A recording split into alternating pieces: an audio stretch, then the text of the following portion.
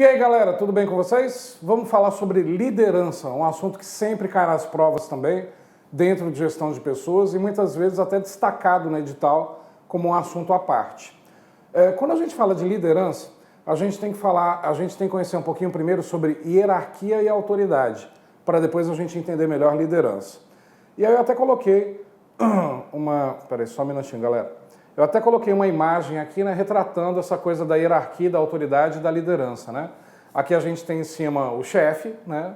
Abaixo os gerentes, logo abaixo, né, os subordinados desses gerentes e logo abaixo o resto, né? Então a gente ilustra muito bem, né, o fato de que na prática, né, infelizmente a gente está acostumado com isso, de a porrada vem descendo, né, e a sujeira fica toda acumulada aqui embaixo. Não deveria ser assim.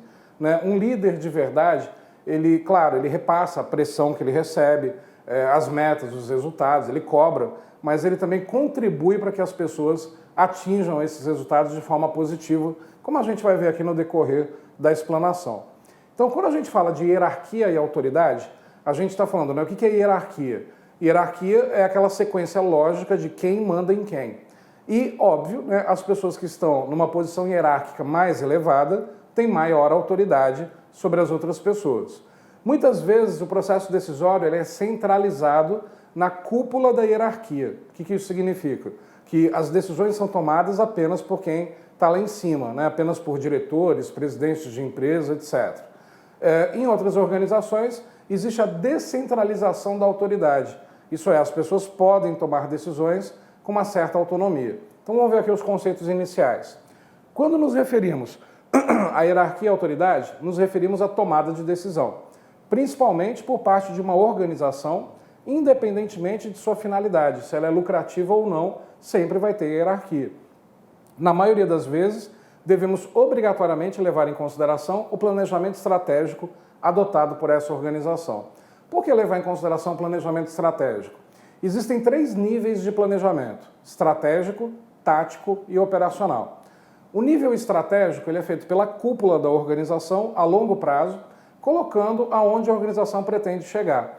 Então, por exemplo, queremos ser líder da América Latina em 5 anos. Isso seria a visão da organização, a visão estratégica.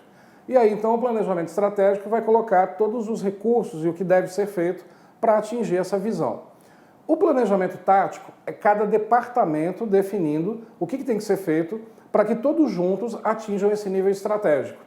Esse nível tático do planejamento é feito por cada gerência a médio prazo, porque aí dá tempo, né, de avaliar dentro dos médios prazos se está sendo executado aquilo que foi determinado, para que todos os médios prazos vencidos façam com que a empresa atinja o seu nível estratégico. Só que cada departamento é constituído de pessoas, isoladamente falando, e essas pessoas então precisam de um planejamento de curto prazo, chamado de planejamento operacional. Esse curto prazo geralmente é de 1 semana a 15 dias, onde sempre há uma revisão constante desses planejamentos para que, ao acompanharmos o resultado de cada indivíduo no nível operacional, a gente venha a garantir de que o departamento atinja o nível tático a médio prazo. Todos os médios prazos atingidos dos níveis táticos de cada departamento fazem com que a empresa atinja o nível estratégico no longo prazo. E a hierarquia e a autoridade ela é proporcional ao nível de planejamento adotado. Quanto maior o nível de planejamento, maior a hierarquia e a autoridade necessária para a sua definição. Quanto menor o nível de planejamento adotado, menor a hierarquia e a autoridade. E aí, com isso, a gente tem essa coligação do planejamento estratégico com os níveis de hierarquia e autoridade no ambiente organizacional. Vamos ver algumas questões já sobre isso para a gente dar continuidade na parte teórica. Organizações que adotam cultura individualista têm como principal forma de controle o controle externo. Questãozinha chata, né? Mas e aí? Organizações que adotam cultura individualista teriam como principal forma de controle o controle externo. Questão errada. Se a cultura é individualista, o controle é interno. Né? Mesmo porque, como é que a gente vai adotar um controle externo, isso é, de fora da empresa, numa cultura individual? Se essa cultura é individual, é tudo em função do que ocorre dentro da empresa. Se a cultura fosse coletiva, recebendo influências do mundo à sua volta, poderíamos dizer que também existiria o controle externo, mas o controle interno ele jamais vai deixar de existir. seja numa cultura individualista, seja numa cultura coletiva. Outra questão, na classificação do clima organizacional quanto à relação com o futuro, as organizações são classificadas em adaptativas e não adaptativas. Essa é uma questão de interpretação, gente, porque olha só, se a gente está falando de futuro, são coisas que ainda não aconteceram. Eu não tenho como me adaptar ao futuro, eu tenho como me adaptar ao presente, não ao futuro. Quando a gente fala de futuro, a gente fala de reações. Então, quer dizer, em relação ao futuro, a questão ela estaria errada, porque se trataria então de organizações proativas, se antecipam ao futuro, ou reativas, né? Deixam o futuro acontecer e reagem em relação ao que ocorre quando esse futuro se tornar presente. Mas aí você procura reagir a esse futuro que ainda virá. Adaptação e não adaptação levam em consideração informações do presente e do passado. Reação e proação levam em consideração o futuro. Questão errada. Outra, ao se comparar a cultura organizacional predominantemente entre os japoneses e as dos norte-americanos, verifica-se que ambas valorizam muito a hierarquia. A gente já trabalhou essa questão em aulas anteriores, mas ela se repete aqui porque faz parte do contexto novamente.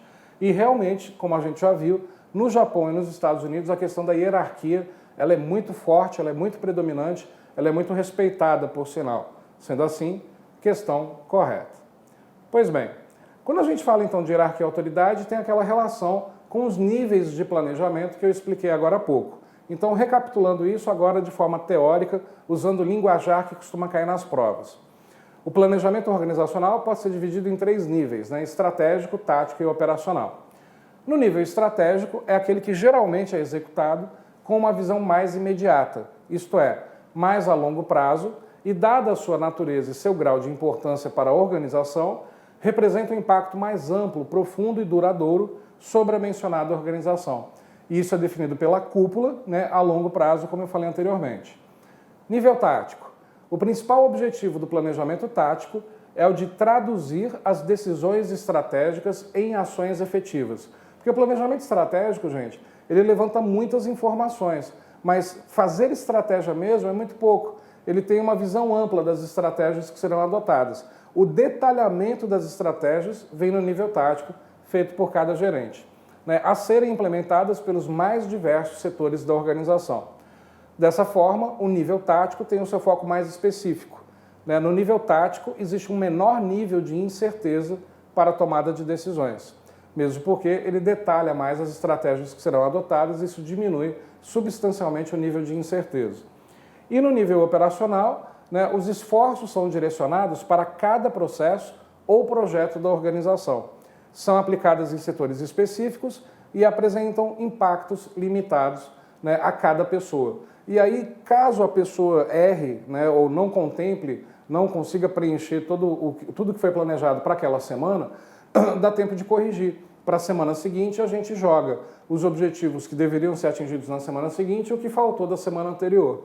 E feito esse acompanhamento contínuo, como eu falei, todas as pessoas atingindo o seu nível operacional fazem com que a organização atinja o seu nível, os departamentos atinjam o seu nível médio, o seu nível tático e a médio prazo. E todos os níveis táticos atingidos a médio prazo fazem com que a organização atinja o seu nível estratégico. Isso, inclusive, galera, foi tema da redação da prova do MPU em 2010. Era para o candidato explicar essas diferenças dos 3 níveis de estratégia, estratégico, tático e operacional, e ainda correlacionar com a Copa de 2014. Então, correlacionando a questão da hierarquia e autoridade com a Copa de 2014. No nível estratégico, é o país conquistando ser sede da Copa do Mundo, a geração de divisas, a valorização da marca Brasil lá fora, o aumento do turismo. No nível tático, o que cada cidade sede deveria fazer para tornar real o estratégico? A infraestrutura aeroportuária, a reforma dos estádios, hotéis, locomoção das pessoas. E no nível operacional, o que cada indivíduo deveria aprender para se beneficiar dessa época de Copa do Mundo? O que cada garçom, o que cada taxista deveria aprender, uma nova língua, por exemplo, etc., para poder se beneficiar desse momento. Se o candidato tivesse explicado essa diferença, que a gente acabou de ver agora, citando esses exemplos, seria nota 10 na redação em relação ao desenvolvimento do tema. E quanto maior o nível de planejamento, maior a hierarquia e a autoridade, e há necessidade de lideranças mais efetivas. Aqui uma outra imagem bem interessante, né, mostrando uma realidade, infelizmente. Aqui a gente tem, né, o gerente de RH, o gerente de marketing, o gerente de logística, o gerente de comunicação, todo mundo discutindo, né, de braços cruzados o que tem que ser feito. E só está o Zé trabalhando. Então, quer dizer, isso é o que a gente percebe, né, na maioria das organizações. Muito cacique, muita hierarquia, muita autoridade e pouco índio, né? Então, seria interessante uma reversão desse quadro, né? Menos pessoas mandando e mais pessoas executando. Ou melhor, numa tendência moderna, as pessoas que mandam também executam, né? Também metem a mão na massa e acabam trabalhando naquele esquema das chamadas equipes autogerenciadas. Pois bem, na hierarquia e autoridade, então, a gente viu agora no comecinho que é importante estabelecer quais são as hierarquias e autoridades das pessoas que impactarão no processo decisório. O processo decisório é um assunto que as bancas gostam de explorar bastante e principalmente quanto às suas etapas, né? Como ocorre o processo decisório das hierarquias, das lideranças? Primeira etapa, então, do processo decisório, análise e identificação da situação. A gente precisa parar tudo e percebermos o que está acontecendo. Ao analisarmos a situação, então, em detalhes, levantando dados, né, sobre a situação, vamos para o segundo passo, que é o desenvolvimento de alternativas. O que eu posso fazer em relação aos dados que a gente acabou de levantar? E aí vamos imaginar que nesse desenvolvimento de alternativas a gente definiu que 4 possíveis caminhos podem ser executados. Terceiro passo, então, comparar essas alternativas. Qual é o melhor caminho? Qual é a melhor estratégia? Qual é aquela mais lucrativa? Qual é aquela que leva menos tempo? Qual é aquela que gera maior qualidade? Qual é aquela que vai gerar um maior conforto para as pessoas atuarem executando aquilo que vai ser determinado? Assim que a gente compara, vem o quarto passo, que é classificar os riscos de cada alternativa. Qual pode não dar certo? Quais possíveis falhas podem ocorrer em cada uma dessas alternativas? Quais são os gaps, né? Os gaps são as lacunas que cada alternativa podem deixar.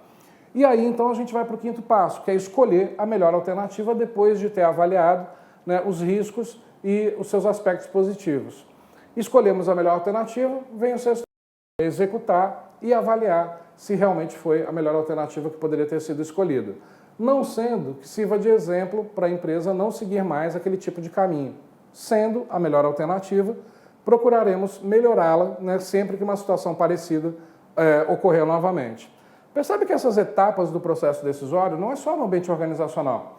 Na nossa vida pessoal, a gente segue essas etapas também, só que de forma intuitiva, né? No ambiente organizacional, isso acaba sendo feito propositalmente. Bom, como eu falei então no início, né, a questão da tomada de decisão, ela pode ser centralizada ou descentralizada. Uma tomada de decisão centralizada é quando ela ocorre na cúpula da organização, é o manda quem pode, obedece quem tem juízo.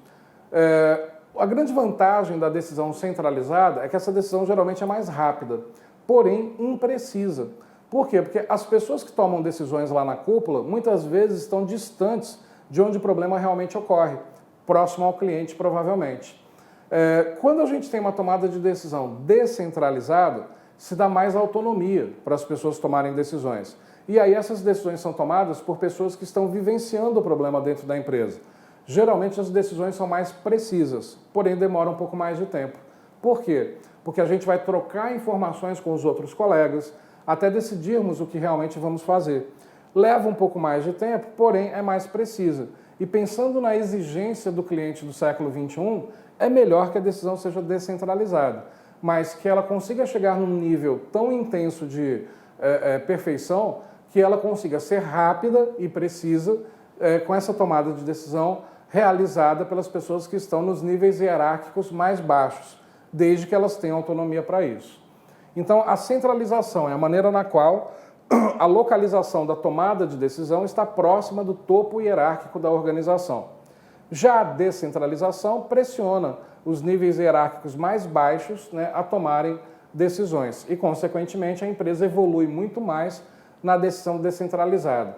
Eu posso dizer, interligando com as políticas de RH que nós vimos anteriormente, que quando a empresa investe em aprendizagem organizacional, as decisões tendem a ser mais descentralizadas. mesmo porque não faz sentido ensinar para as pessoas várias competências para que elas não tenham oportunidade de aplicar. E a oportunidade de aplicação vem justamente da permissão e da cultura da decisão descentralizada. Com isso, então, a gente chega a um conceito que cai em tudo quanto é prova de gestão de pessoas, que é o conceito de empowerment. O empowerment, né, a tradução literal seria empoderamento. Mas fica meio estranha essa palavra, né?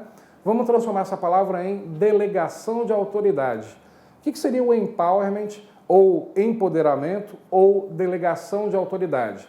Por exemplo, eu sou chefe, né, de um setor e eu tenho as minhas atribuições. Então, eu delego parte das minhas atribuições para algum subordinado. Não todas as atribuições, mas uma parte delas. Com que objetivo? Desenvolver esse subordinado. Se ele mostrar que ele dá conta de executar aquelas tarefas que foram delegadas pelo chefe, ele começa a receber um pouco mais de tarefas, um pouco mais de responsabilidades, até ele ficar apto ao crescimento profissional, né, a uma promoção. A ideia da delegação de autoridade é desenvolver pessoas, principalmente. Só que tem muitos chefes que abusam, né? Usam da delegação de autoridade para ficarem encostados. Por exemplo, numa das faculdades que eu já dei aula, tinha um coordenador que tinha uma certa intimidade, tinha sido até professor meu na época da faculdade, e quando rola aquelas semanas acadêmicas, né, ele fez uma reunião com nós, professores, e ele foi definindo: Wendel, você vai cuidar das palestras. Professor Beltrano, você vai cuidar da frequência dos alunos. Ciclano, você vai cuidar dos materiais a serem distribuídos. Ele foi delegando para todo mundo. Aí, quando ele terminou de delegar para uns 10 professores, eu virei para ele e falei: chefe, desculpa a pergunta, mas e você, vai fazer o quê? E aí ele respondeu: eu vou ficar aqui dando suporte para todo mundo. O que ele quis dizer com isso? Vou ficar aqui encostado. Isso não é empowerment, isso é pilantragem, né? O empowerment, a gente delega parte da nossa autoridade para o desenvolvimento da pessoa. O conceito de empowerment, gente, é um pouco diferente de um outro conceito chamado ampliação de cargo. O que é ampliar o cargo? Quando eu amplio o cargo do subordinado, eu estou determinando que dali para frente aquele cargo terá mais e novas atribuições. Se na ampliação do cargo o subordinado erra, a culpa é dele. Agora, no empowerment ou delegação de autoridade, se o subordinado erra, a responsabilidade é do gestor. Ele delegou uma tarefa que continua sendo dele. Então, quer dizer, ele deveria ter delegado para alguém que tenha condições de executar aquela tarefa com perfeição. Ou, pelo menos, que essa pessoa possa errar sem gerar tantos danos para a empresa, mesmo porque a ideia do empowerment é a de desenvolver, né, a pessoa. Então, nunca esqueçam disso. Na ampliação do cargo, a responsabilidade é de quem executa. No empowerment ou delegação de autoridade, a responsabilidade é de quem delega, né? Então, empowerment ou delegação de autoridade é uma abordagem a projetos de trabalho que se baseia na delegação de poderes de decisão, autonomia e participação dos funcionários na administração das empresas. Analisa-se o desenvolvimento ou o grau de maturidade do empowerment na organização, avaliando o estágio evolutivo em que se encontram as áreas de gestão, as configurações organizacionais, as estratégias competitivas, a gestão de recursos humanos e a qualidade. Quer dizer, a gente só pode delegar para pessoas que estejam preparadas para essa delegação e para departamentos e equipes que também estejam preparadas para receberem a responsabilidade da execução dessas atribuições. Pois bem, como que então se dá, né, essa visualização da hierarquia e da autoridade no ambiente organizacional? E aí a gente vai falar então das estruturas organizacionais. A estrutura mais clássica, mais antiga, é a chamada de linear. Percebam que a gente tem aqui a cúpula, 3 departamentos, e abaixo de cada departamento o nível operacional, né, o nível hierárquico mais baixo. Percebam que no dia a dia os departamentos não se comunicam, não há uma ligação interligando esses setores. Numa estrutura linear, então, a comunicação é rápida. Por quê? A gente tem a comunicação descendente, né, e a comunicação ascendente, se for permitido. Não existe comunicação horizontal. Numa estrutura linear, então, é o manda quem pode, obedece quem tem juízo. Na estrutura linear, o processo decisório é altamente centralizado na cúpula, né, e os subordinados devem executar a ordem que recebem. Numa estrutura linear, então, a gente tem uma rápida comunicação se nós tivermos poucos níveis hierárquicos. Se tiver muito nível hierárquico, vira aquela brincadeira do telefone sem fio, né? Porque aí o diretor manda para o gerente, que manda para o supervisor, que manda para o subchefe, que manda lá para a orelha seca. O orelha seca que responde para o supervisor, que responde para o gerente, que responde para o chefe. Isso demoraria muito tempo. Se a gente tem níveis hierárquicos normais ou menores, a comunicação flui rapidamente. Mas como eu falei, como o processo decisório está centralizado na cúpula, muitas vezes a decisão está distante da real necessidade do cliente que está sendo atendido lá na ponta. As estruturas lineares, elas são características daquelas teorias do bloco mecanicista, logo ali na Revolução Industrial, enfim. Né? Hoje em dia, a estrutura linear é considerada ultrapassada, mas ela ainda ocorre em organizações de pequeno porte, né? Principalmente microempresas, onde tudo é centralizado no próprio dono. Né? Imagina, por exemplo, a padaria da esquina. O próprio dono é caixa, ele é padeiro, ele é entregador, ele é cobrador, ele faz tudo. Então está tudo centralizado nele. E ele pouco confia, né, nas outras pessoas. As organizações vão crescendo e aí, obrigatoriamente, as estruturas acabam evoluindo. Então, como eu falei agora, né, a estrutura linear é a estrutura organizacional mais simples e antiga, né, baseada na chamada autoridade linear. Né, essa autoridade é uma decorrência do princípio da unidade de comando. Apenas uma pessoa manda. Significa que cada superior tem autoridade única e absoluta sobre seus subordinados, né, e que não a reparte com ninguém. Na organização linear, ou estrutura linear, ela tem suas origens na organização dos antigos exércitos e na organização eclesiástica dos tempos medievais. Quer dizer, ela foi uma cópia meio que da estrutura da Igreja Católica antiga e ainda atual, né, onde você tem um papa e toda a estrutura abaixo, e também de qualquer organização militar, onde essa questão da hierarquia e da autoridade é muito respeitada. Entre o superior e os subordinados, existem linhas diretas e únicas de autoridade. Então, a única coisa que interliga essas pessoas é uma linha vertical, né, que significa o direito organizacional de exigir o cumprimento de ordens e execução de tarefas, né, e de responsabilidade, que significa o dever ou incumbência de seguir ordens e executar tarefas. Então, sempre cabe ao chefe repassar as ordens, cabe ao subordinado executá-las. Né? Devido a estas linhas de autoridade e responsabilidade, ocorre então uma cadeia escalar de comando, né? Do mais importante, da mais elevada hierarquia, até a mais baixa hierarquia, ou apenas, né, o nível operacional. Vamos ver algumas questões sobre isso então. A estrutura organizacional que subordina um funcionário a dois chefes simultaneamente se denomina estrutura linear. Certo ou errado, gente?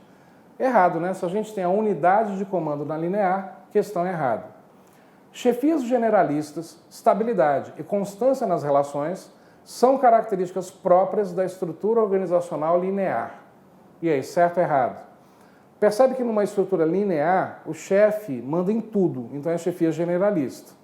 Há uma certa estabilidade, porque se você fizer tudo direitinho, você não perde o seu emprego. Talvez seja difícil ser promovido numa estrutura linear, só se surgir uma vaga, mas ao mesmo tempo é estável, né? E constância nas relações, que é algo mais constante do que uma única linha vertical interligando as pessoas. Então, nesse caso, questão correta. Outro, organizações horizontais e não burocráticas se utilizam mais comumente de uma estrutura linear. Já está errado, né? Se a organização é horizontal, todas as pessoas se comunicam. Não burocrática, isso não é característica de linear, né? Basicamente caracterizada por flexibilidade estrutural, favorecimento do trabalho em equipes de cooperação e descentralização de autoridade e responsabilidade. Errado, né? Essas características não são de uma estrutura linear, são da próxima estrutura que a gente vai ver, que é a estrutura chamada de funcional. Então, questão errada. Bom, as organizações foram crescendo, foram evoluindo. Depois da crise de 1929, o ser humano começou a ter voz ativa, os grupos informais começaram a ser permitidos e aí começa a existir a necessidade dos departamentos e das pessoas se comunicarem, né, se interligando para executarem as tarefas. E aí surge a estrutura chamada de funcional. Percebam que a gente tem aqui a cúpula e os departamentos se comunicam. Então, quer dizer, no dia a dia, esses departamentos todos acabam contribuindo um com o outro para a execução das tarefas. Numa estrutura funcional, a gente tem as seguintes características: comunicação descendente, ascendente e também horizontal. E não é incomum, numa estrutura funcional, a gente ter a comunicação diagonal também. Um outro desenho que poderia aparecer em prova sobre essas estruturas seria esse daqui. Por exemplo, a gente tem aqui a cúpula, né, temos 3 departamentos, por exemplo, onde esses departamentos são interligados. Temos aqui, então, o nível operacional de cada departamento, onde também são interligados. Comunicação horizontal. E não é incomum o subordinado de um departamento também responder aos outros 2 chefes. Comunicação diagonal. Quando ela é diagonal, é chamada de comunicação aberta ou cruzada. Isso é, todo mundo tem liberdade de se comunicar com todo mundo, independente da hierarquia. Onde eu poderia conversar com o chefe do meu chefe, sem que o meu chefe imaginasse que isso fosse uma quebra de hierarquia ou passar por cima da autoridade dele. Na teoria é maravilhoso, né? Na prática a gente sabe que é um pouco diferente. Mas quais seriam então as características, né, acadêmicas então, de uma estrutura funcional? A gente tem não mais a unidade de comando, porque várias pessoas podem mandar no mesmo subordinado.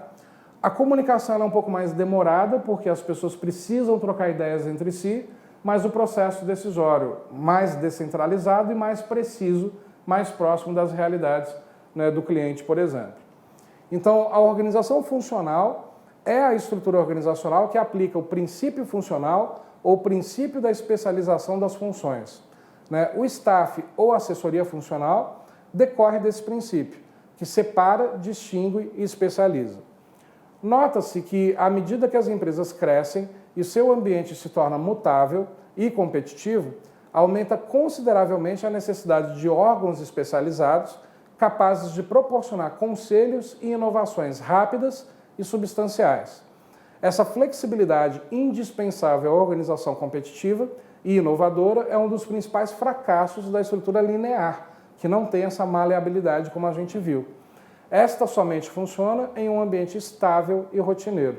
Então, quer dizer, as estruturas lineares são recomendadas para ambientes que não mudam, ambientes estáveis. Se o ambiente é conturbado, se nós temos certas inseguranças ambientais, o ideal é a estrutura funcional, porque aí as pessoas trocando ideias conseguiriam se adaptar às contingências.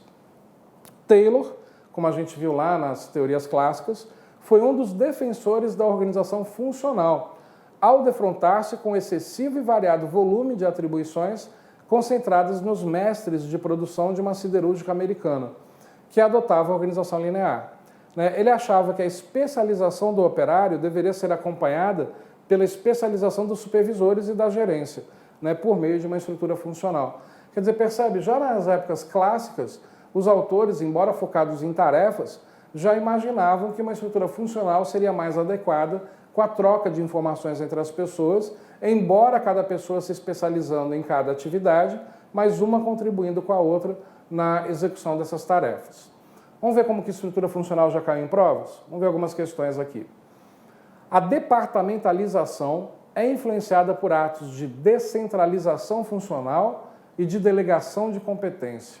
E aí, galera? Departamentalizar é definir o que cada departamento faz. Isso não tem muito a ver com as estruturas. A departamentalização é o que vai escrito dentro de cada caixinha. Área de vendas, área de marketing, área de produção, a região sul, região norte, região centro-oeste, por exemplo. E aí essa questão, ela está certa ou errada? A departamentalização é influenciada por atos de descentralização funcional e delegação de competência? Questão correta, A gente departamentaliza uma empresa de acordo com a necessidade de descentralizar esse processo decisório. Se eu departamentalizo de forma geográfica, eu estou dando autonomia para cada região tomar suas decisões. Se eu departamentalizo por produtos ou serviços, eu estou dando autonomia de cada gerente de produto tomar decisões sobre os seus. Existe a departamentalização, então, funcional, cada departamento com uma função diferente. A geográfica, cada um com uma região diferente. A por produtos ou serviços, por processos, a departamentalização por clientes e a por projetos, que também é chamada de matricial. Então, quer dizer, qualquer critério de departamentalização adotado acaba sendo em função da necessidade de uma descentralização funcional. Questão correta.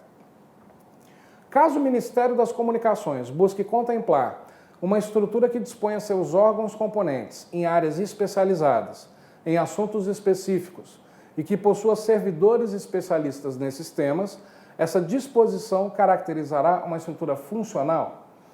Gente, para ter uma estrutura funcional, onde a comunicação horizontal vai existir, eu tenho que ter especialistas em cada área para um ajudar o outro.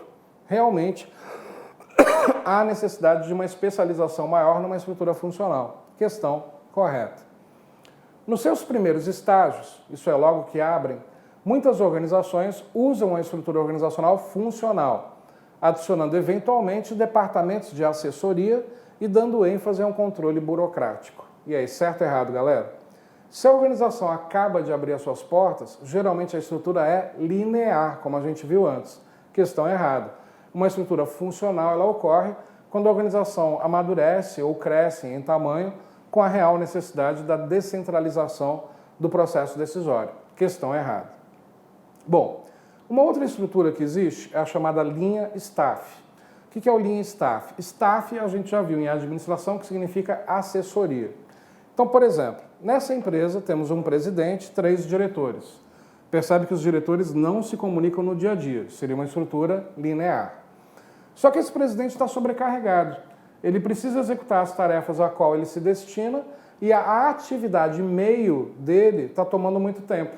Então, por exemplo, os relatórios que ele tem que fazer, as atividades que não são necessariamente ligadas diretamente à atuação de um presidente na presidência de uma organização. E aí, para isso, então, ele conta agora com uma assessoria, um staff que vai ajudá-lo na execução da atividade meio, enquanto ele, presidente, se dedica à atividade fim. Qual é a diferença? A atividade fim é aquela atividade a qual a gente realmente se destina. A atividade meio são as atividades que suportam a atividade fim, mas não é diretamente atividade fim. Por exemplo, eu como professor tenho a atividade fim de dar aulas. Minha atividade meio é elaborar, por exemplo, materiais para distribuir para os meus alunos. Então eu poderia, não tenho, mas eu poderia ter uma assessoria que me ajudasse a fazer isso para que eu possa ter tempo maior disponível para dar aulas. Então isso seria uma estrutura linha staff. Tem a presença da assessoria, vai se chamar linha staff. Então, por exemplo, se nós temos aqui uma estrutura linear, isso é, os departamentos não se comunicam, e este gestor está precisando de ajuda, ele tem agora a presença de um staff, perdão, que é representado por uma caixinha lateral ligado por uma única linha a alguém. Isso vai se chamar linha staff. Agora, se a estrutura fosse funcional, como agora, um chefe, 3 departamentos, onde os 3 departamentos se comunicam, e este gestor precisa de um apoio do staff, ainda assim essa estrutura também vai se chamar linha staff. Percebe que a palavra linha não tem nada a ver com o fato da estrutura ser linear ou funcional. A palavra linha tem a ver com o fato de que o staff está ligado em linha a alguém. Então a palavra linha é do staff e não do restante da estrutura. Tem staff? Linha staff. A não ser que essa organização tenha projetos, aí a gente vai ver que ela se chamará matricial, mesmo tendo a presença do staff.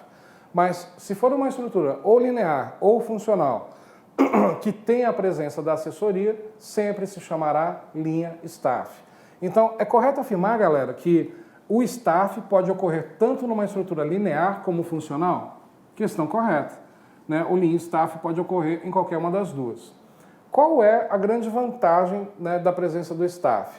O fato de ter uma assessoria ajudando aquela pessoa que executa a atividade fim dentro da atividade meio. Qual é a desvantagem? É mais uma pessoa para dar opinião. O processo decisório pode ficar até um pouquinho mais lento. Mas, por outro lado, a gente vai contratar um staff que não seja especialista na área, que não seja especialista no assunto que ele assessora? Certamente não, né? Sendo ele um especialista, é uma opinião mais precisa ainda para reforçar a opinião do restante da organização. O staff tem hierarquia e autoridade definida? Não. Ele não pode tomar decisões, ele contribui para a tomada de decisão daquela pessoa que é o verdadeiro ocupante do cargo. Então, sobre linha staff.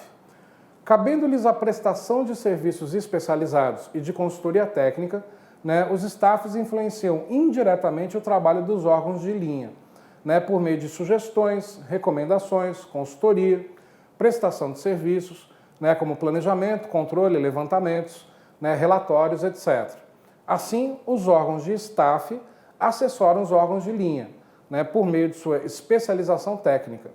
Enquanto os especialistas de staff se aprofundam em um determinado campo de atividades, os gerentes de linha tornam-se os detentores da hierarquia da organização.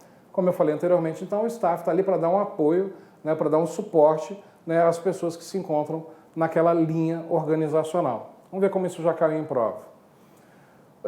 O novo diretor de determinado órgão público pretende reestruturar as jurisdições das chefias e da unidade de comando. Após a reestruturação, pretende ainda tornar os diversos setores do órgão aptos a gerenciar diferentes projetos, demandados pelo restante da organização. A adoção pelo diretor da estrutura linha-staff aceleraria o processo decisório. E aí, galera? Questão errada, né? Se a gente tem a presença de mais uma pessoa para emitir opiniões, o processo decisório fica um pouco mais lento. Porém, como o staff é um especialista, fica mais preciso ainda. Organizações que planejam desenvolver uma estrutura mais flexível, associada a maior eficiência e motivação, devem optar por uma estrutura linha-staff? E aí, certo ou errado, galera? Bom, se está falando de organizações que desejam desenvolver uma estrutura mais flexível, né, associada a maior eficiência e motivação, ela tem que ser funcional. Lembra que eu falei que o Lean Staff pode ocorrer tanto na linear quanto na funcional? Não é a presença do staff que vai tornar a organização mais flexível ou não, né? A questão está errada. E outra, a comunicação de staff ou assessoria para os departamentos segue o fluxo ascendente de comunicação, de baixo para cima. Errado, né, galera? Porque o staff ele tem uma comunicação horizontal, ele se comunica com quem ele assessora. Sendo assim, questão errada. Bom, vamos imaginar agora uma empresa de engenharia, por exemplo, uma construtora, que tem ali vários prédios sendo construídos no momento. Quando a gente fala então desses prédios sendo construídos, a gente está falando então de projetos. Qual é a principal característica de um projeto? Ter começo, meio e fim definidos. Todo projeto tem o quê? Prazo para ser entregue. Quando a gente tem projetos então na estrutura, essa organização agora vai se chamar de organização matricial. Percebe que aqui a gente tem um gerente, secretaria, tem uma assessoria, então já chamaríamos de Lean Staff, né? Temos os departamentos, só que olha só, cada departamento tem a ligação com os projetos da empresa. O fato de ter projetos faz com que a estrutura... Gostou da videoaula do grande professor Wendel Léo Castellano, carinhosamente conhecido como Professor Léo? Então você pode assistir o restante dessa aula e o seu módulo completíssimo no nosso site. Então, por favor, convido você a acessar o nosso site, lacconcurso.com.br, e se matricular no nosso curso completíssimo de gestão de pessoas.